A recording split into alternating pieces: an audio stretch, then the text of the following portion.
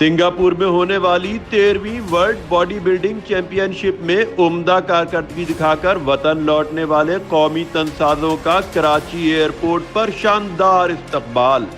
شہریوں نے قومی ہیروز کو ہار پہنائے اور پاکستان زندہ باد کے نعرے بھی گونجتے رہے۔ پاکستان! پاکستان!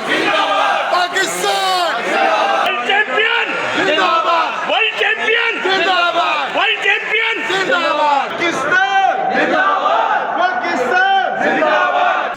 سب سے زیادہ توجہ برونز میڈل جیتنے والے تنساز شہزاد قریشی کو حاصل ہوئی۔ شہزاد قریشی کو صرف پھول ہی نہیں پہنائے گئے بلکہ عقیدت مندوں نے ان کی تصاویر بھی انہیں فریم کر کے پیش کی۔ نامساعد حالات اور مالی مشکلات کے باوجود اس ایونٹ میں شرکت کرنے والے قومی تنسازوں نے ورلڈ باڈی بلڈنگ چیمپئن شپ میں 1 میڈل کے علاوہ 3 سرٹیفکیٹس بھی حاصل کیے ہیں۔ نیوز پاکستان، کراچی۔